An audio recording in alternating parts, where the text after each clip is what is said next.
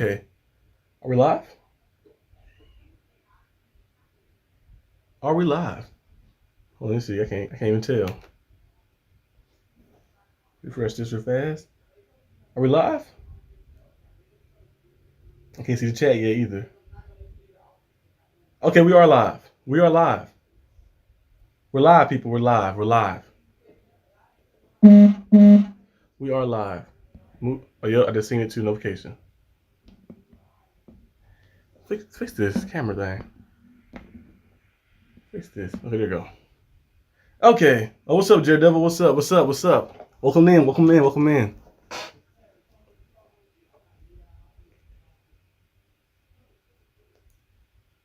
Well, actually, hold up.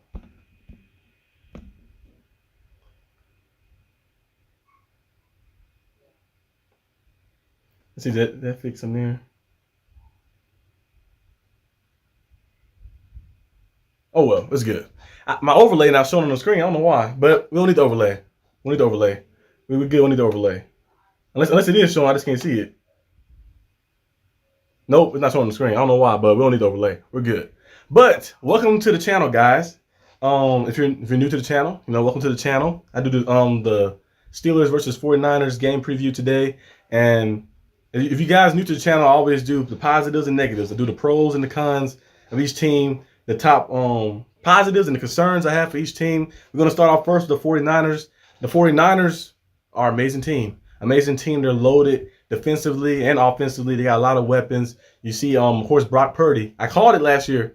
I remember after the game he came in, when he played a little bit, the following game, I said it'd be crazy if Brock Purdy go out there and win all those games, because he had that little extra Some quarterbacks you can just see, they might not be the most talented, might not be the most athletic like that, but you can just see the extra Just like Kenny Pickett. He don't have the strongest arm. He's not the fastest quarterback. He's not the most athletic, but he has that extra and that dog mentality where he can go out there and put everything out on the line. Just like Tom Brady. I'm not saying they're Tom Brady, but Tom Brady had that same instinct. He came out of college, remember they said he couldn't run. They said he couldn't throw the ball deep. He had a strong arm, a little inaccurate, but he went out there and he kept grinding, kept playing, and then he went out there and just, became the greatest quarterback of all time. So it's always good when you have those quarterbacks with that extra and that extra drive, that extra ability, so they can go out there and just, they just go out there and make plays. And when you play hard, good things happen eventually. But I like the 49ers rushing attack as well. Their rushing attack is amazing with Christian McCaffrey and Elijah Mitchell. They got two number one guys who can go out there and run the ball all over you, and you just got to hope to try to survive that. Another thing, too, I like the 49ers as well. I think the 49ers and the Steelers got a one-player name on the board. The 49ers got TJ Watt name bolded on the board, like Stop Watt. That's what they got on their board. And the Steelers got the same thing. They got Stop Bosa, because those two guys right there are some of the best pass rushers, and a lot of similarities. They both got pass rushing NFL brothers who are very good as well, and they're both our defensive players of the years too as well, one time. But Bosa is an unstoppable force.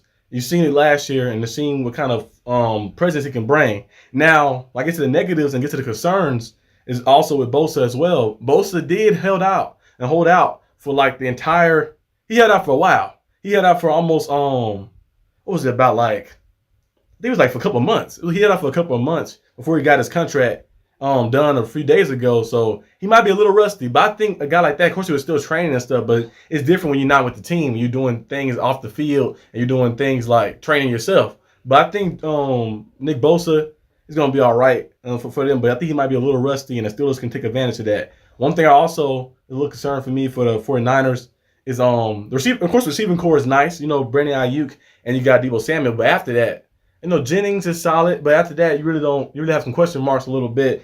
So that's maybe a little bit concerning, but the 49ers is a complete team. You can't really find too many notches in them. I think because they're a very good team, a complete team. They go out there and they play amazing. They play hard. They play tough. And they're going to give you everything every single time. But moving on to the positives for the Steelers. Let me make sure this thing is still, yep. Okay, just making sure. Moving on to the positives to the Steelers. I don't know why my overlay is not showing. I have no idea. But moving on to the positives to the Steelers. Of course, the Steelers are at home. That's a big positive. Being at home, being with your home team, your home field like that, playing out there. I don't call it that Acrisure Stadium. I call it Heinz Field. Being at Heinz Field and playing on your own home turf, finally getting the opener game at your home. is a big plus as well, because you can go out there and, you know, feel comfortable. It's in your backyard, feel very comfortable. The Steelers got a new O-line. It's another positive I love about the Steelers. They also got the defense fully assembled with a lot of different guys. The depth is crazy. The depth, they got linebackers with Cole Holcomb and Elandon Roberts, and they brought in Kawhi Alexander as well. They got a nice roster. So I'm loving what the Steelers are doing defensively and offensively. You see like a lot of just like things we didn't have last year. Now, if this was last year's Steelers, I would not feel confident at all. But this year's Steelers, they brought a lot of more talent to the roster and brought a lot more explosiveness to the roster, and that was much needed too. Said the game might come down to which defense shows out the most. That is true. Yeah, it's gonna come down to the defense. The defense is gonna decide this game for sure, because when you have two of these defenses right here, they got all pros everywhere. You got all pro and Fred Warner, Cam Hayward, TJ, Bosa, the safety that can never pronounce his name for the 49ers. He got a long name, can't pronounce it. You got him. You got Minka Fitzpatrick too. A lot of all pros in this game. A lot of great players in this game on the defensive side. So it's going to come down to the defense getting the stop. But another positive, of course, too, like I mentioned for them, was Bosa, and for us is TJ Watt. TJ Watt, when he does not play, the Steelers are 1-10-1 when TJ Watt does not play. TJ Watt is a driving force for the team. He's the best player on the team. When he's out there, he's so explosive. He can go out there and just cause mayhem all over the place and cause destruction all over the place and just mess up teams, and just like he's just very good. You can't really describe it, but just having his presence out there on the field just brings a different element. You get more confidence. You like TJ Watt out there, the players play more confident. Then you have a TJ Watt and Cam Hayward, and then you got Minka in the back. It just makes everything better. But some negatives I have for the Steelers are probably the cornerback group concerns. Just like a few cornerbacks. No, not Patrick Peterson or JPJ. Levi Wallace was solid, but at the times he did get beat. And then Desmond King, we got him now on the roster. But the past 2 years, he hasn't been the best. It's the reason he got cut. And the reason he got released from the who was it? The Texans he had? He was on Texans, I believe. Yeah. Desmond King, hopefully can research his career back with the Steelers.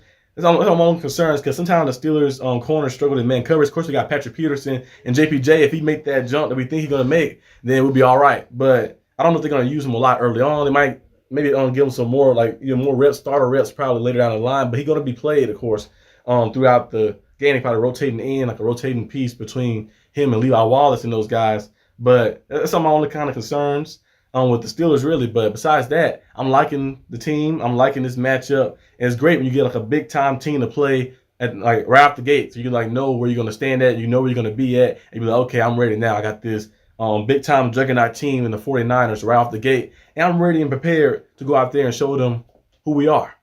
So my score prediction for the game is going to be 27-24. Got the Steelers winning like that. It'll be a very close game. Going to come down to the defenses making plays, and I think it'll come down to Boswell hitting the big time field goal to win the game as well. But some keys to victory. Keys to victory, I believe, is you want to get the ball out fast. You want to get the ball out fast. You don't want to hold the ball too long, because they got a guy named Bosa who can go out there and destroy everything and correct the whole entire game. So you want to get the ball out fast. You don't want to be holding on to the ball and trying to hesitate.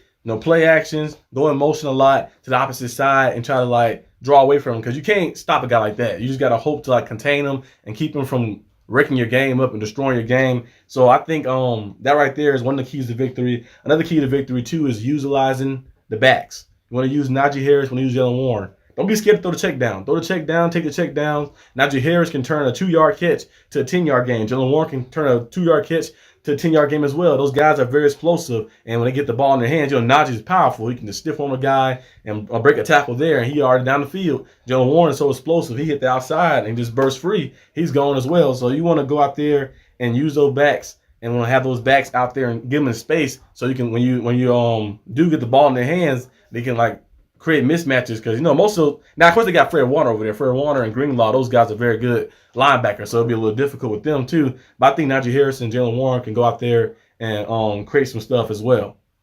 Another thing too, what else we got on here? We want to attack down the field. Gotta attack downfield. What's up, Marcus D. Butler? You got to attack downfield. You gotta make sure you attack the secondary downfield with George Pickens. It's a big target. You have George Pickens, Darnell Washington, Connor Hayward, Pat Freiermuth, all these big targets. You need to attack downfield and get downfield and utilize them because those guys gonna be, have a security blanket like that. It's just amazing.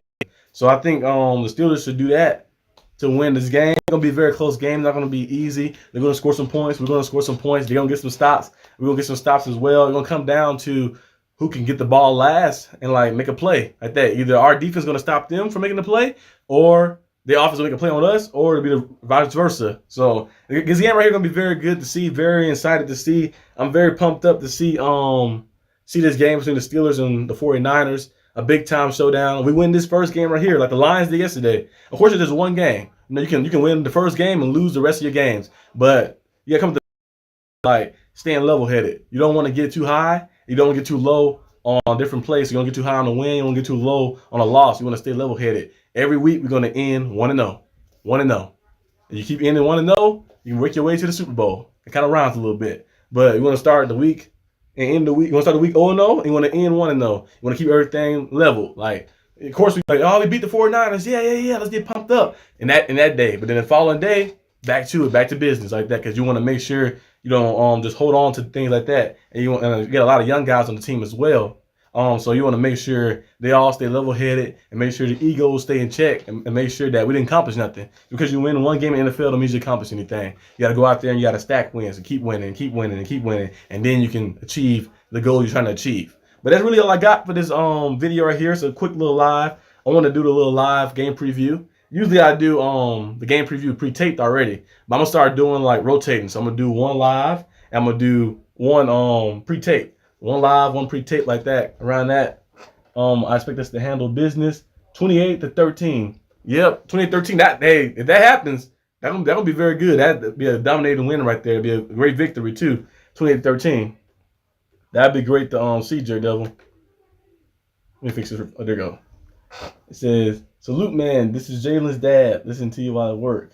Just tuned in. My channel is my favorite NFL player. Calls me dad. I want to do an episode with you. It will be an honor." VYBR8. Okay. I see into that. My email, of course, is my YouTube channel name. So if you guys ever want to contact me by any collabs or anything, it's the ArsenalDB, which you see on the screen for the channel name, at gmail.com. So it's just the basic email like that. But yeah, shout out though. Thank you for the support.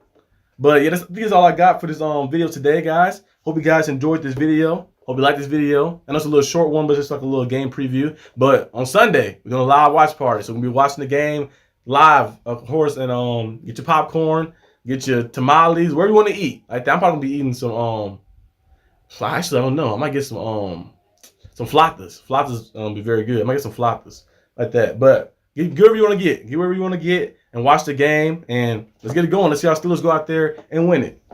He said, also this game was special because Sam flew Jalen out to the camp the year and they got picked up by the Steelers. Okay. That's cool. That's cool right there. That's cool stuff. All right. Peace out, guys. Peace out, everybody. Adios.